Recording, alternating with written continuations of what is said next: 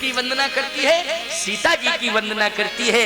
क्यों? सीता जी निज ग्रह सब परिचर्या कर रही, शिक्षा के साथ साथ श्रम से जुड़ी हैं, घर का पूरा काम धाम कर रही हैं, संभाल रही हैं। कहने का मतलब हमें सेवा करने में, श्रम करने में संकोच नहीं करना चाहिए।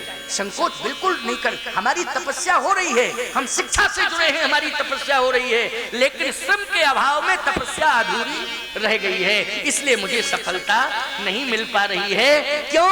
हमने पढ़ लिख करके एक बहुत बड़ी पोस्ट हासिल कर ली, हम आईएएस बन गए साहब, हम आईएएस तो बन गए लेकिन बीमार हो गए, रोगी हो गए, डायबिटिक हो गए, ब्लड प्रेशर हाई होने लगा, बोलो भाई, किडनी खराब हो गई, हार्ट के पेशेंट हो गए। ईमानदारी से बताओ, आईएएस हम बन गए लेकिन रोगों ने घेर लिया कि नहीं घेर लिया? बोलो, तपस्या अधूरी रह गई कि नहीं रह गई?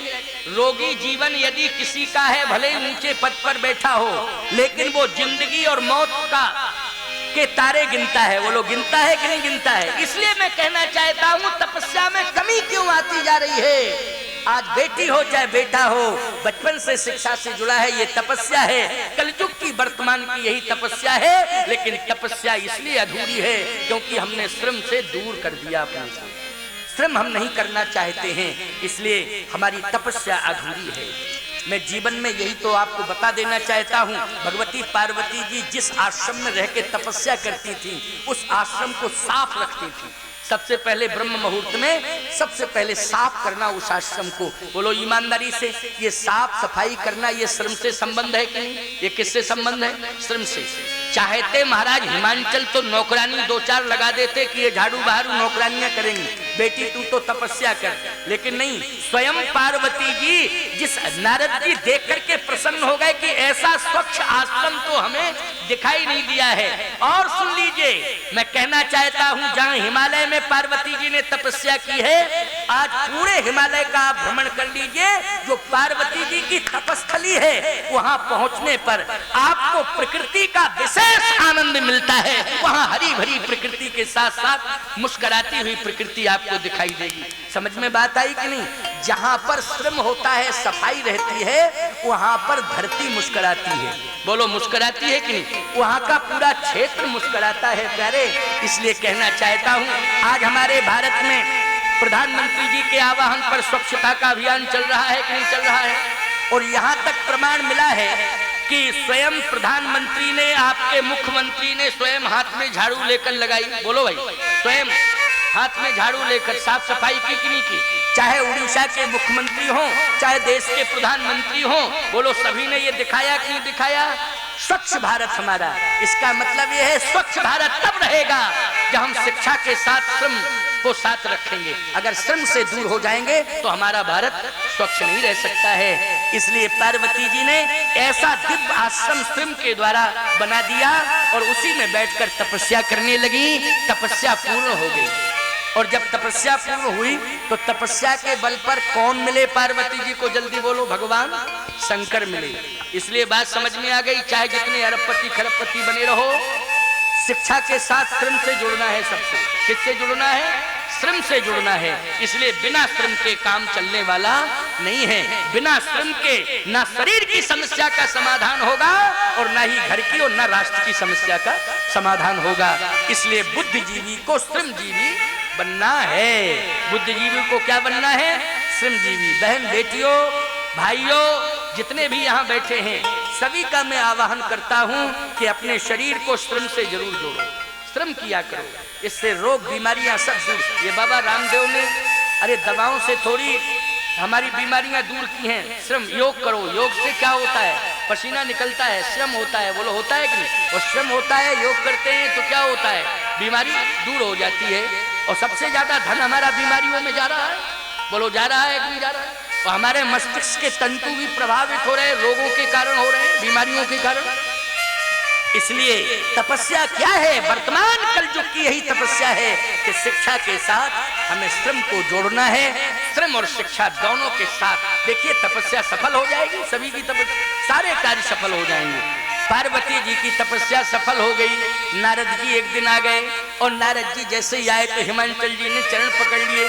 कहा, महाराज, बेटी महान तपस्विनी है, ऐसी बेटी के देवता दर्शन करने आते हैं, जितने भी संत हैं सब दर्शन करने आते हैं, लेकिन समस्या इस बात की है, आपकी बेटी जब ज्यादा पढ़ लिख जाती है तो आप महात्माओं के पास जाके यही कहते हो महाराज वर लायक मिले तब तो करूं, योग्यता भी तो होनी चाहिए। मेरी बेटी जितनी योग्य है उससे ज्यादा योग्य इसके लिए वर होना चाहिए। वो लोग कहते हो कि नहीं कहते हो? यही तो तलाश करते हो, यही कहते हो, प्रार्थना भी यही करते हो।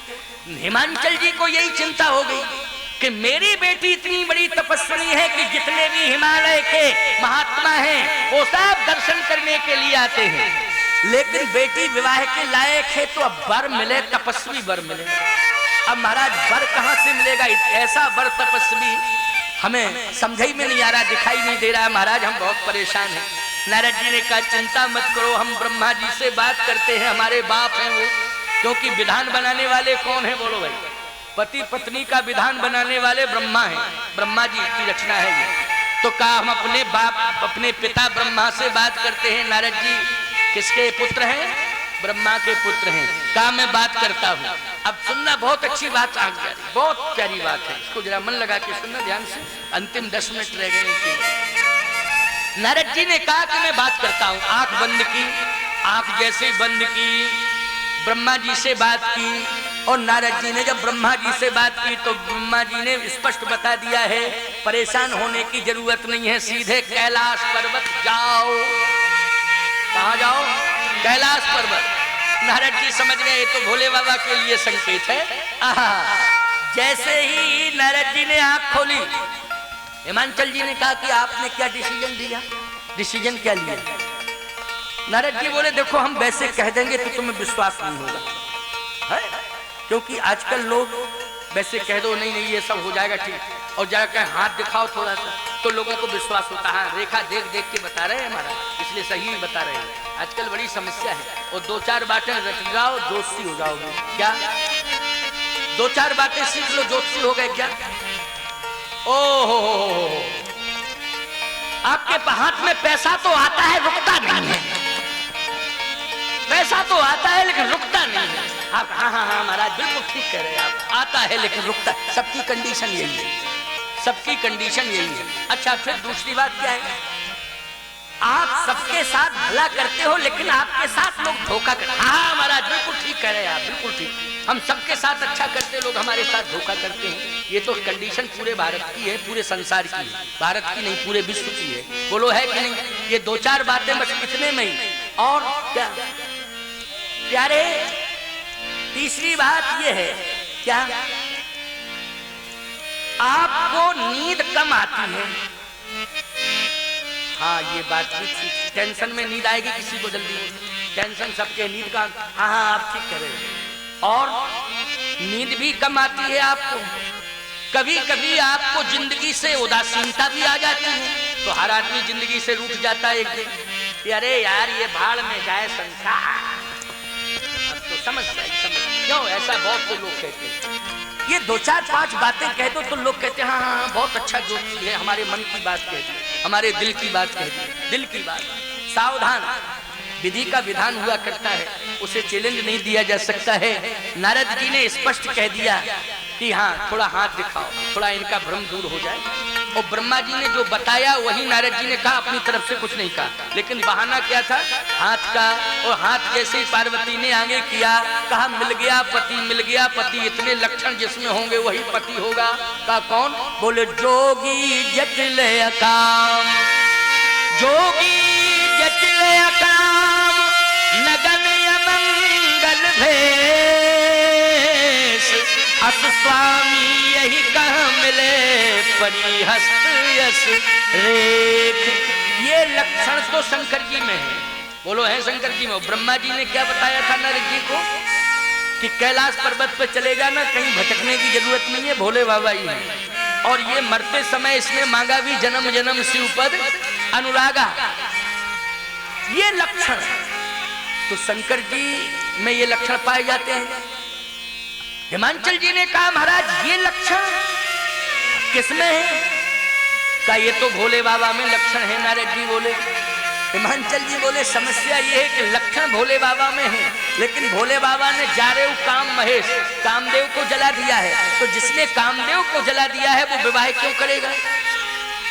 समस्या खड़ी हो गई। अब तो समस्या खड़ी हो गई, इसका मतलब में मेरी बेटी कुंवारी रह जाएगी। तब तक पार्वती जी बोल पड़ी, चिंता करने की जरूरत नहीं है, जन्म कोटि लगे रगड़ हमारी,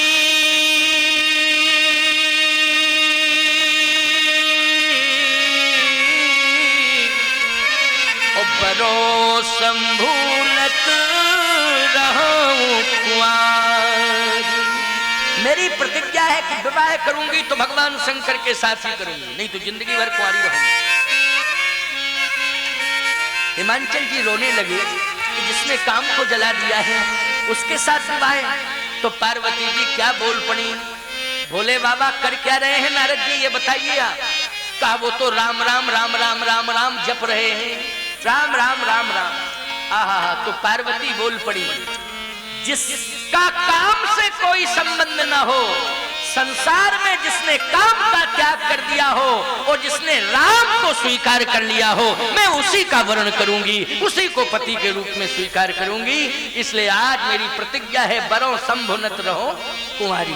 जिसने राम को स्वीकार किया हो वही मेरा पति होगा। और वास्तव में जहां ये घोषणा हुई तो नारद जी ने प्रयास किया, भोले बाबा से कहा। भोले बाबा बोले शादी की बात मत करना, क्योंकि हमें पता है एक शादी में बड़ा डिस्टर्ब हुए हम, और उस शादी से बड़ी परेशानी ये कहो कि समाधि में बैठ गए, राम राम जपने लगे तो कम से कम हम स्वस्थ हो गए, नहीं तो बड़ी परेशानी थी। और सही बात तो ये है, भोले बाबा ने कहा नारद जी कैलाश पर्वत पर नहीं मरी, वो मायके में जाके मरी। अगर यहाँ मरी होती तो सबसे बड़ा अपराधी मैं माना जाता। क्यों? ससुराल में कोई घटना घट जाए तो बोलो सारी धाराएं ससुराल के ऊपर लग जाती हैं कि नहीं लग जाती बोलो, और मायके में मरे तो कोई धारा, कोई कानून नहीं, कोई धारा नहीं। क्यों भाई? सही समस्या है कि? इसलिए अच्छा हुआ उसकी बुद्धि सुधर गई, वो जाके अपने पिता के यहाँ मरी सती तो हम चैन से भजन कर रहे हैं, नहीं तो भजन भी नहीं कर पाते, पता नहीं क्या कंडीशन होती। इसलिए शादी शुदी की बात मत करना। शादी भगवान शंकर ने कहा बाबा हमें भजन करने दो, शादी की बात मत करना। शंकर जी से बार बार प्रार्थना की भगवान श्री नारद जी महाराज ने कहा देखिए मेरी इच्छा नहीं है तो किसकी इच्छा है? अब ये नहीं कह सकते पार्वती की इच्छा है, मर्यादा चली जाएगी। अच्छा किसकी इच्छा है? कहा भगवान की इच्छा है, भगवान की इच्छा है कि आपका विवाह हो दोबारा। अब क्या आप भगवान को अपना इष्ट मानते हो, भगवान की इच्छा को आप ठुकरा दोगे? शंकर जी बोले भगवान की इच्छा को तो नहीं ठुकरा, लेकिन भगवान कहे तब ना। तुम कह रहे हो भगवान क्यों नहीं कहता? भगवान कहे कितने में भगवान प्रकट हो गए। मम बिनती अब सुनहु स्यु, मम बिनती अब सुनहु स्यु, जो मुँह पर निज ने और चाहे विवाह सैल गए, यह मोह मांगे देव। आज मैं ही तो कह रहा हूं कि जाए विवाह सैल जाए, यह मोह मांगे देव। आप पार्वती के साथ विवाह करेंगे, ये मेरी इच्छा है। जब आप ही की इच्छा है तो अलग बात, लेकिन भगवान ने कहा लेकिन क्यों लगा दिया? भोले बाबा लेकिन क्यों लगाया? भोले बाबा ने कहा लेकिन इसलिए लगाया कि पहले जो विवाह हुआ था तब जमाना दूसरा था, अब विवाह होगा, अब महंगाई का जमाना है, सारी व्यवस्थाएं, हम तो कैलाश पर रहते हैं, ना दीवार है, ना कोई व्यवस्था है, ना कोई इंतजाम है। अब समस्या इस बात की है कि राजा के यहाँ वो बेटी का जन्म हुआ है, हिमांचल जी के यहाँ। समस्या इस बात की है कि यहाँ वो रह लेगी, और दूसरी बात कि बारात लेके जाएं तो हमारे पास तो भूत प्रेत है। अब इनको लेके किसी के गांव में जाएं बारातियों को तो बोलो पूरा गांव भाग जाएगा कि नहीं भाग जाएगा? जल्दी बोलो। एक भूत गांव में आता है तो पूरा गांव खाली हो जाता है, और भूतों की बारात पहुंच जाए किसी गांव में तो बोलो गांव क्षेत्र ही खाली हो जाएगा पूरा। तो क्या समस्या ही समस्या है? इसलिए महाराज आपसे मेरी प्रार्थना है कि इस चक्कर में मत। भगवान ने कहा चिंता मत करो, बढ़िया बढ़िया VIP बाराती है मेरे पास, तुम्हें क्या करना बारातियों से? केवल तुमको दूल्हा बनना है, बाकी इंतजाम मेरा। बाराती वाहन साधन सब कंप्लीट मेरी व्यवस्था। अच्छा भगवान जिस व्यवस्था में लग जाएं कोई कमी रहेगी? जल्दी बोलो। भगवान ही जब व्यवस्था में लग जाए, सब कुछ इंतजाम करने में लग जाए, तो बोलो भाई कोई कमी रहेगी? शंकर जी बोले तो हमें क्या दिक्कत, हमको तो दूल्हा भर बनना है केवल, अब हमको कोई दिक्कत नहीं है। बस जैसे ही भगवान शंकर से विदा लेकर के भगवान विष्णु गए, नारायण गए, तो जितने भूत प्रेत थे सब रोने लगे, सब रोने लगे। अच्छा, भगवान ने ये आश्वासन दिया था कि चिंता नहीं करना, बाराती वो जाएंगे जो किसी के विवाह में नहीं गए। तो शंकर जी ने कहा जैसे नाम तो बताओ। कहा जितने देवता हैं इंद्र के नेतृत्व में सब बाराती बन के जाएंगे, सब 33 करोड़ देवता इंद्र के नेतृत्व में बाराती। अब बताओ देवता बाराती हो, इससे VIP बाराती मिलेंगे, फर्स्ट क्लास के बाराती का, वो सब बाराती बन के जाएंगे। ठीक, जैसे ही नारायण थोड़ा आगे बढ़े, इतने में भूत प्रेत आ गए। बोले महाराज अब हम जा रहे हैं। कहा क्यों? बोले हमको तो ये भरोसा था कि आप ही के सहारे रहते थे, अब जब देवता आपकी बारात में जाएंगे और स्वयं नारायण जाएंगे तो हम तो जा ही नहीं पाएंगे। इसका मतलब है हमको तो दूर भागना पड़ेगा। जब आपके पास देवता आ जाएंगे तो भूतों को देवता ही भगाते हैं। अच्छा, भूतों को कौन भगाते, जल्दी बोलिए? जिस घर में भूतवास हो जाता है उस घर में देव पूजन कराया जाता है। कराया जाता है, क्यों कराया जाता है देव पूजन, जल्दी बोलो? भूतों को भगाने के लिए। बोले जब भूत ही आएंगे, देवता आएंगे तो एक भी भूत नहीं रहेगा, इसलिए अब भूतों को जब जाना ही है तो प्रणाम स्वीकार करो, अंतिम दंडवत है, अब हम जा रहे हैं। भगवान शंकर बोले रुको रुको रुको, तुम्हारे बिना हम नहीं रह सकते। ऐसे कैसे, विवाह के चक्कर में हम तुमको छोड़ दें? कभी नहीं हो सकता। तो बोले बारातियों को छोड़ दोगे आप? बारातियों को भगवान शंकर ने कहा ये भगवान विष्णु के लिस्ट के बाराती हैं देवता, हमारी लिस्ट के बाराती तुम ही हो। जितने भूत प्रेत हमारी लिस्ट के, हमारी भी लिस्ट चलेगी ना कि केवल, अरे भाई दूल्हा की भी लिस्ट चलती है कि नहीं चलती है? क्यों? घर के लोग इंतजाम करें, लेकिन दूल्हा भी साइड से अपनी लिस्ट पहुंचा देता कि 15 हमारे दोस्त भी हैं वो हमारे साथ जाएंगे। तो उसकी इच्छा की पूर्ति करनी पड़ती है। तो अब आप सुनना, क्योंकि बात बताया नहीं कि 7:30 तक बोलना है और 7:23 हो गए हैं। अब भूतों के चक्कर में फंस गए ना तो थोड़ा टाइम लग गया है ना। अब वो आ ही गए, विवाह शंकर जी का होगा तो आ ही जाएंगे भूत। अब जैसे ही भूतों को शंकर जी ने आश्वासन दिया तो नारद जी तुरंत आ गए। नारद जी से कहा शंकर जी ने कि सुनो, लिस्ट बारातियों की बन गई है, हमें इससे कोई आपत्ति नहीं, लेकिन हमारे कुछ बाराती हैं उनकी लिस्ट नारायण को जाके दे दो। तो बोले बना दो लिस्ट, उसमें लिखा भूत प्रेत पिशाच डांकनी छाकनी ये सब बाराती बन के जाएंगे। और जैसे ही नारद जी ने लिस्ट पढ़ी, बोले गजब की बात है बाबा, क्या भांग ज्यादा खा लिया, भांग पी ली है क्या ज्यादा? ये भूत प्रेत पिशाच जाएंगे तो क्या कंडीशन होगी? क्या ऐसा अगर ये नहीं जाएंगे तो विवाह कैंसिल, दूल्हा कोई दूसरा तैयार कर लो, हमको जरूरत नहीं है विवाह, लेकिन हमारे लोग छूट ना जाए, वो तो हमारे साथ जाएंगे ही जाएंगे। नारद जी बोले देखो जाते हैं। भगवान के पास लिस्ट लेके पहुंचे, भगवान ने माथा पकड़ लिया, बारे भोले बाबा गजब हो गया, तुम भूत प्रेतों को छोड़ नहीं सकते हो थोड़ी देर के लिए, लेकिन समझ गए भगवान नारायण कि भोले बाबा भूत प्रेतों को छोड़ने वाले नहीं हैं, ये उनके गण हैं, विशेष पार्षद हैं। कह दिया जाओ, कह दो, एक सूचना जरूर देना कि बारात पहले पहुंचेगी और दूल्हा बाद में पहुंचेगा। तो शंकर जी बाद में पहुंचेंगे तो भगवान सोच रहे माहौल हम सब बना लेंगे बढ़िया, और ये बाद में आएंगे, वो भूत प्रेत आएंगे तो ये कहेंगे ये नाचने गाने वाले आए हैं, नाटक नौटंकी वाले, इसलिए इनको बाहर डेरा दे दिया जाए, कोई दिक्कत नहीं है, और बाराती तो हम सब लोग हैं। भगवान शंकर के पास जब समाचार पहुंचा तो शंकर जी ने कहा हम इस बात से तैयार हैं, हम पीछे जाएंगे और इतने पीछे जाएंगे कहो 10 दिन बाद जाओ। अरे बोले नहीं 10 दिन बाद नहीं, क्या मतलब, जब मुहूर्त निकल जाए विवाह का फिर क्या मतलब निकला कि 10 दिन बाद? ना, बस घंटे 2 घंटे लेट पहुंचना है। शंकर जी ने कहा हम तैयार हैं। इंद्र से कहा जल्दी पहुंचो देवताओं को लेकर के। देवताओं को लेकर के इंद्र पहुंचा साहब, बारात की तैयारी हुई, हिमांचल के नगर में प्रवेश कर रहा। जैसे ही इंद्र ने प्रवेश किया तो गाँव के लोग जितने हिमांचल नगर के निवासी थे वो सब आगे पहुंच गए और कहे वाह साहब वाह, बहुत सुंदर दूल्हा तो यही है, इंद्र बड़ा सुंदर है ना, बहुत सुंदर है इंद्र का दूल्हा, बहुत सुंदर है, पार्वती के लिए दूल्हा बहुत अच्छा मिला है, बहुत सुंदर। इंद्र बोला खबरदार, हम दूल्हा नहीं है, हम दूल्हा के नौकर हैं। ओ बोले नौकर इतना सुंदर है तो दूल्हा कितना सुंदर होगा, गजब की बात है, जब नौकर इतना सुंदर तो दूल्हा तो बहुत ही सुंदर होगा। इतने में भगवान विष्णु चले आ रहे थे पीछे, क्या निश्चित है कि दूल्हा यही है। भगवान विष्णु बहुत सुंदर हैं, नगर के लोगों ने कहा कि दूल्हा यही है, प्रणाम करो। भगवान विष्णु बोले रुको रुको रुको, गलत बात मत कहा करो, हम दूल्हा नहीं हैं, हम दूल्हा के दोस्त हैं, मित्र। कहे दूल्हा का दोस्त जब इतना अच्छा है तो दूल्हा तो बहुत ही गजब का होगा। और जिस समय शंकर जी को देखा तो सब भागे, दूल्हा को देखे तो सब भागे, पूरा नगर ही खाली होने वाला है साहब, ये स्थिति हो गई। क्यों?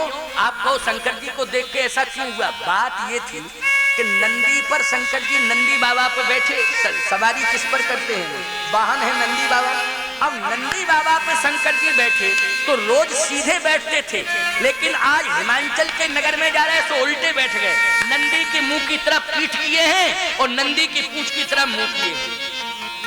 ईमानदारी से बताना, ड्राइवर अगर पीठ करके स्टीयरिंग की तरफ पीठ करके बैठ जाए तो बोलो पूरा गांव खाली हो जाएगा कि नहीं? कितना एक्सीडेंट होगा, खतरा ही खतरा सब है। उल्टा ड्राइवर बैठा, बोले भैया ड्राइवर तो सीधा बैठता है, स्टीयरिंग तरफ हाथ करता है, मुंह करता है, लेकिन ड्राइवर उल्टा बैठा हो, पीठ हो स्टीयरिंग की तरफ और मुंह हो पीछे डिग्गी की तरफ, तो बताओ भाई पूरा खाली हो जाएगा, रास्ता खाली, नगर खाली सब, क्योंकि खतरे वाली गाड़ी।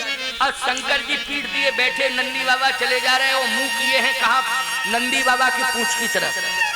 नारद जी ने कहा महाराज अब तो खतरा ही खतरा है पूरा, क्या आज तो वैसे सीधे बैठते थे, आज तो उल्टे बैठे हैं भोले बाबा, क्या समझा दो जाके, समझाओ।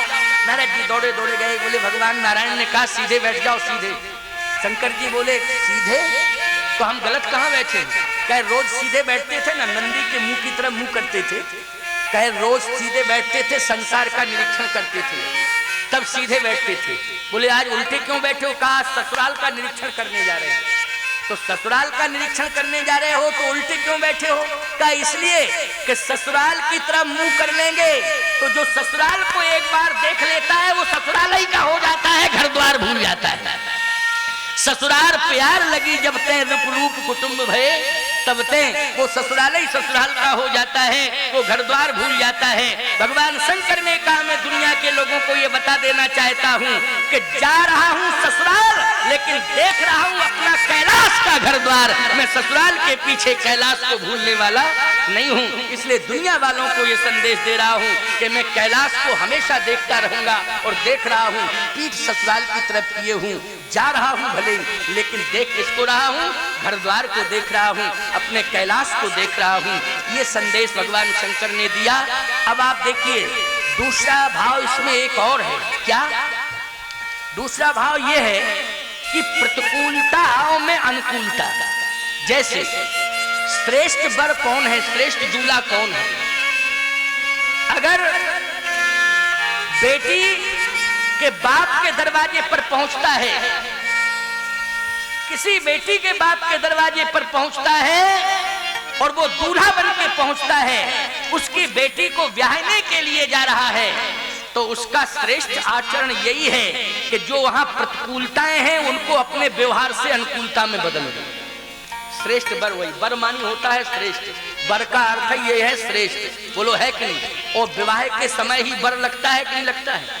केवल विवाह के समय ही वर लगता, वो भी 2 दिन के लिए, तीसरे दिन गोबर वर हट जाता है, क्योंकि बुद्धि ही खराब हो जाती है, समझ में नहीं आता है। वर केवल 2 दिन लगता है। कब? जब ससुराल में रहता है। अच्छा एक बात बताओ, ससुराल से लौट के घर में आता है तो वर लगता है क्या? बोलो लगता हो तो बताओ। ससुराल में क्या लगता है? वर। और जब जब पहुंच जाए ससुराल में तब तब वही लगा रहता है, वर वर वर। वर मानी श्रेष्ठ। लेकिन श्रेष्ठ केवल मात्र नाम ही नहीं होना चाहिए, श्रेष्ठ आचरण भी होना चाहिए। श्रेष्ठ आचरण क्या है? श्रेष्ठ आचरण यही है कि प्रतिकूलताएं देखे अनुकूलताओं में बदल दे, वही है श्रेष्ठ वर। शंकर जी ने यही किया। वहां गए और देखा क्या कि भागने लगे, सब भागने लगे शंकर जी को देख के। अच्छा भूतऊ आ गए साहब, तो भूतों को तो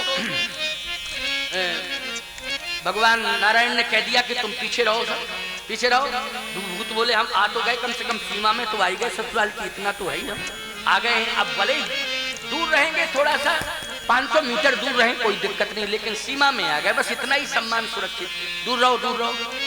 शंकर जी से कहा कि आप सम्मान के लिए जाइए, हिमाचल जी के दरवाजे पर जाइए, आपका पूजन होगा। और जैसे हिमाचल जी के दरवाजे पर पहुंचे तो पूजन के लिए स्वयं मैना, पार्वती जी की माँ मैना पूजन के लिए खड़ी, थाली ली। थाली में क्या रखा है? पूजा पूजन की सामग्री। देखो चंदन, अक्षत, माला, दीपक, ये सब पूजन की सामग्री है ना। वो थाल सजाए खड़ी है कि मेरा दामाद आ रहा है, उसका मैं पूजन करूं, प्रक्षालन करूं, द्वारचार की परंपरा है ना। तो अब खड़ी हैं वो, साथ में और हिमाचल नगर की महिलाएं खड़ी हैं। जैसे ही भगवान शंकर पहुंचे तो हम क्या बताएं आपको, जो सर्प सिर पर था, सर्प सिर के ऊपर, अब उसने जहां भीड़ को देखी, अच्छा सर्प अगर असली सांप भीड़ को देख ले तो भागता है कि फन फुलाता है? असली सर्प होता है वो भागता नहीं है भीड़ को देख के, याद रखना। वो सर्प फन की पोजीशन लेके खड़ा हो जाता है कि नहीं? भीड़ देखी तो जो सिर के ऊपर सर्प था उसने फन जैसे ही फुलाया तो सब भागना शुरू किया। थाली फेंक दी गई अलग इधर उधर, सब भागना, भय का वातावरण हो गया। अब शंकर जी खड़े, नारद जी आगे, नारद जी ने कहा कहो अपमान हो गया, अब क्या करोगे दूल्हा बन के? जब पहले ही दिन अपमान हो गया है, देखो थाली पड़ी, चंदन ये सब जल पड़ा हुआ है, माला एक तरफ पड़ी है, तुम्हारी सास ने अपमान कर दिया, अब भी तुम विवाह कराओगे उनकी बेटी के साथ? जब अपमान हो गया तो विवाह कराने की क्या जरूरत? भगवान शंकर ने कहा नारद जी ये तुम्हारी भूल है, मेरी सास ने मेरा सम्मान किया है, अपमान कहाँ किया? सम्मान किया है। देखो ये थाली पड़ी है, सब चंदन, अक्षत, ये माला, जल सब इधर उधर पड़ा है, ये अपमान है कि सम्मान? शंकर जी बोले बस यही तो सोच गलत है। कभी भी व्यक्ति की नकारात्मक सोच नहीं होनी चाहिए, हमेशा सोच सकारात्मक होनी चाहिए। भगवान शंकर ये प्रेरणा दे रहे हैं, बोलो दे रहे हैं कि नहीं? इसलिए उनको भगवान कहा जाता है। जिस इंसान की सकारात्मक सोच